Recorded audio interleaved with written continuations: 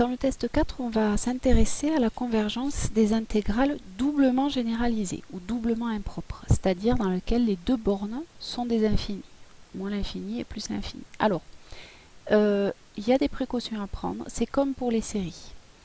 Pour pouvoir utiliser la relation de Chasles, c'est-à-dire l'intégrale de moins l'infini à plus l'infini de f de x dx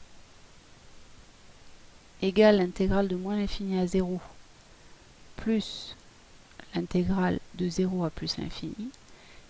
Pour avoir le droit d'écrire cette simple égalité, attention, il faut être sûr que les deux intégrales, celle-là prise à part et aussi celle-là prise à part, convergent. On n'a absolument pas le droit d'écrire cette égalité avant d'avoir montré que ces deux intégrales convergeaient. Parce que si une seule des deux diverge, on n'aura pas besoin de calculer l'autre, de montrer que l'autre diverge ou converge, puisque la somme divergera forcément. Et donc, l'intégrale de moins l'infini à plus l'infini de f de x dx divergera. Donc attention à ça, on n'utilise pas Chasles tant qu'on n'a pas démontré que les deux intégrales convergeaient.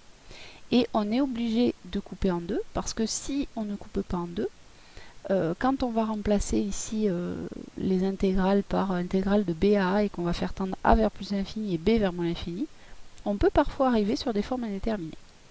Donc, on coupe en deux, enfin on étudie chacune des deux intégrales à part, et ensuite on les réunit pour voir si l'intégrale totale converge. Alors, pour la première, donc, l'intégrale de t exponentielle moins t carré dt entre moins l'infini et plus l'infini converge-t-elle? Alors, toujours pareil, on commence à dire, est-ce que ma fonction que je cherche à intégrer est bien continue? Oui, elle l'est.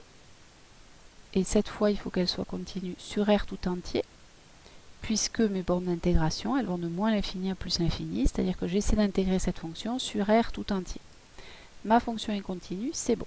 Alors, je vais couper à 0, c'est-à-dire je vais essayer de voir si mon intégrale de moins l'infini à 0 converge et celle de 0 à plus l'infini aussi. Alors, bon, évidemment, le travail qu'on a fait avant, il n'est pas fait pour rien. On a déjà vu que l'intégrale de t exponentielle moins t carré dt convergeait.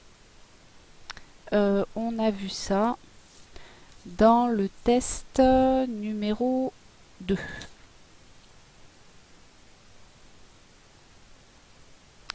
Donc, un bout de mon intégrale converge. Bien. Donc maintenant, je vais m'occuper du second bout. Et là, je ne peux pas dire directement que l'autre converge. Non, non, je dois étudier sa convergence. Donc maintenant, mon problème, c'est celle-là converge-t-elle? Et pour ça, eh bien, toujours pareil. Je prends un a. Alors cette fois strictement négatif, on est comme dans le cadre du test 3. Et on va calculer l'intégrale de a à 0 de t exponentielle, pardon, j'ai oublié moins t carré dt. Alors, on a déjà fait le bidouillage pour avoir la primitive. On a déjà dit que c'était moins 1,5 de l'intégrale. À part ça, les calculs qu'on a fait avant, ils restent corrects. Hein. C'est ce qui dépend des bornes après qui va changer. Donc, moins 1,5 exponentielle moins t carré entre a et 0. Donc moins 1,5 facteur de exponentielle moins 0 moins exponentielle moins a carré. Et donc je peux développer moins 1,5 de 1, c'est-à-dire moins 1,5 plus 1,5 de exponentielle moins a au carré. Maintenant, je regarde les limites. Or, la limite, à cette place. Or, donc la limite, lorsque grand A tend vers moins l'infini de moins A carré. Eh bien, c'est toujours moins l'infini, hein, parce que A carré ça tend vers plus l'infini, avec un moins de mort, ça tend vers moins l'infini. Et la limite de exponentielle grand X, lorsque grand X tend vers moins l'infini, c'est 0. Donc, la limite de moins 1,5 plus 1,5 de exponentielle moins A carré, lorsque A tend vers moins l'infini, pardon, et bien c'est moins 1,5. Conclusion, ça veut dire que l'intégrale de moins l'infini à 0 de t exponentielle moins t carré dt converge. Et en plus, on a sa valeur. Elle vaut 0. Elle vaut moins 1,5, pardon. On vient de trouver moins 1,5. Alors, tiens d'ailleurs, je reviens un peu à ce que j'ai fait juste avant. Ici, on avait dit l'intégrale de 0 à plus l'infini de t exponentielle moins t carré dt convergé. On l'avait vu dans le test 2. Et on a vu aussi sa valeur. On l'a calculée. On a vu qu'elle valait 1,5. Donc on le met là parce que ça va nous simplifier les calculs. Enfin, on va s'en servir pour conclure et calculer la valeur de l'intégrale. Donc maintenant, eh ben, je peux terminer mon raisonnement. Alors, dans ces cas-là, puisque les deux intégrales convergent, je peux en déduire que l'intégrale doublement impropre converge aussi. Et maintenant, d'après la relation de Schall,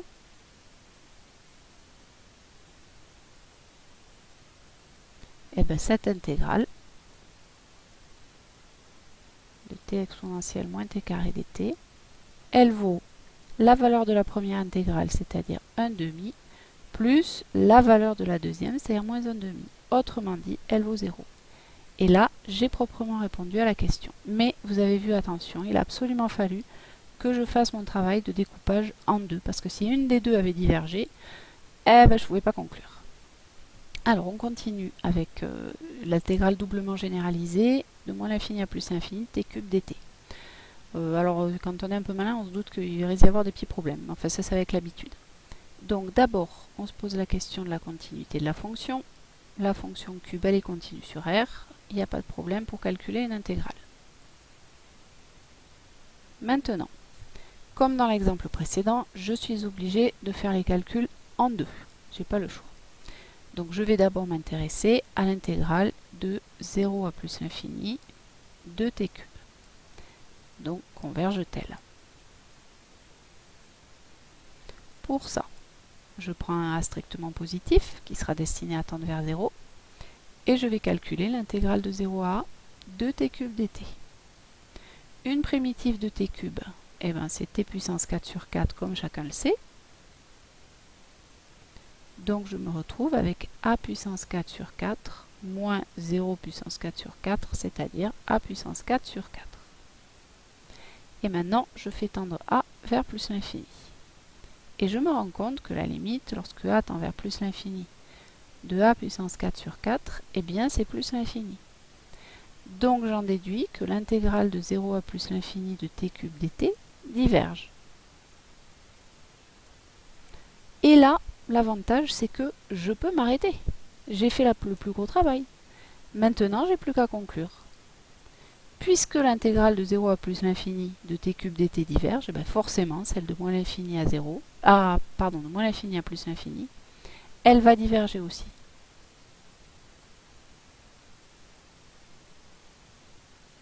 Voilà. Et je n'ai rien à faire de plus. Je m'arrête. Puisqu'il y a un morceau de mon intégrale qui diverge, eh bien j'en conclus que tout diverge et c'est terminé.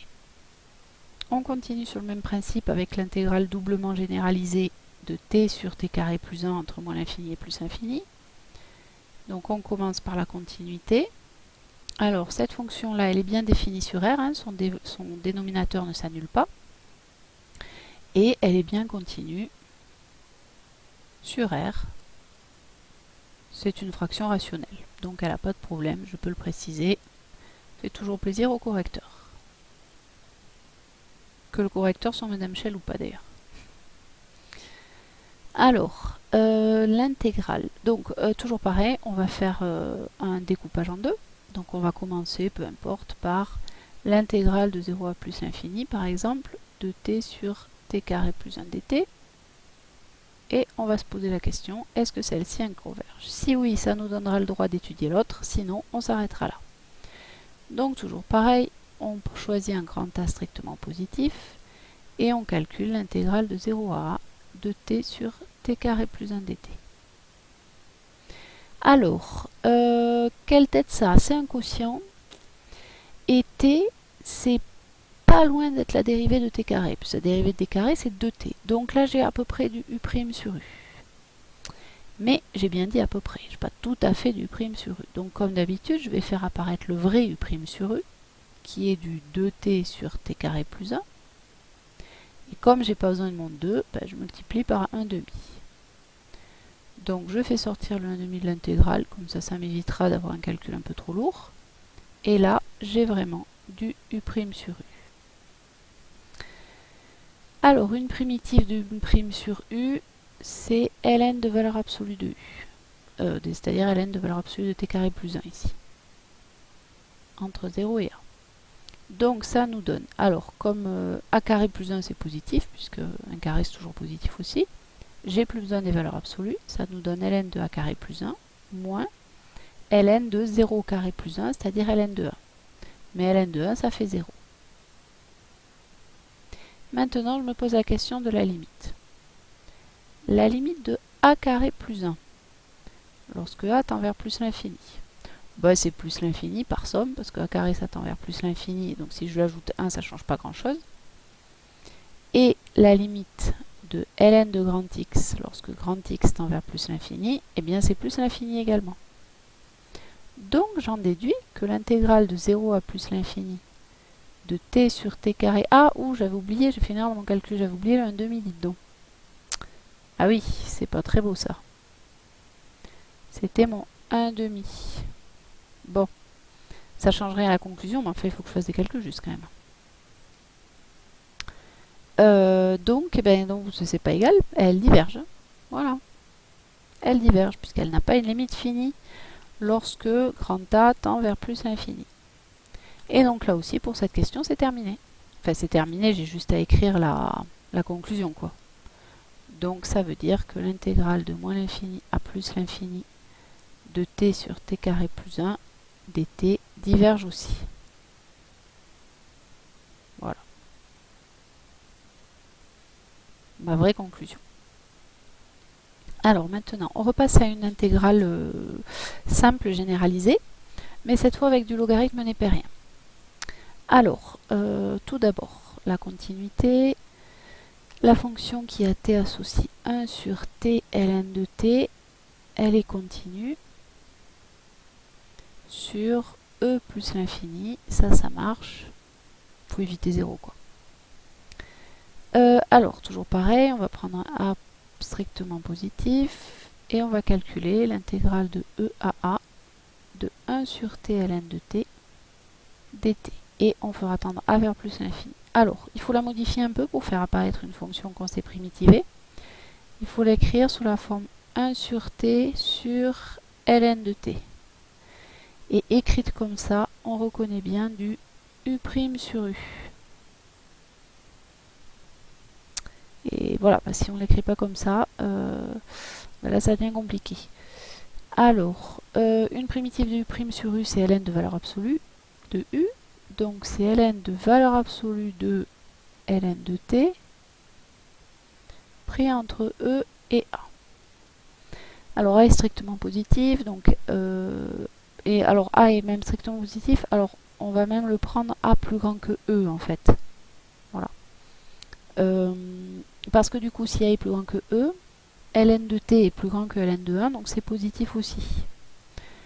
Ln de e, pardon, qu'est-ce que j'ai dit? Oui. J'ai dit si a est plus grand que e, ln de a sera positif parce que ln de a sera plus grand que ln de e et ln de e ça fait 1. Bon. Donc je peux enlever la valeur absolue. Ça me fait ln de a moins ln de e. Ce qui nous fait ln de a, ça on peut rien faire, mais ln de e ça fait 1. Et ça se simplifie encore parce que ln de a ça fait 0. Donc je tombe sur ln de a. Bien. Maintenant, je regarde la limite. Lorsque a tend vers plus l'infini de ln de a, bon, j'abrège un peu, hein, c'est plus l'infini. Et donc mon intégrale, elle diverge.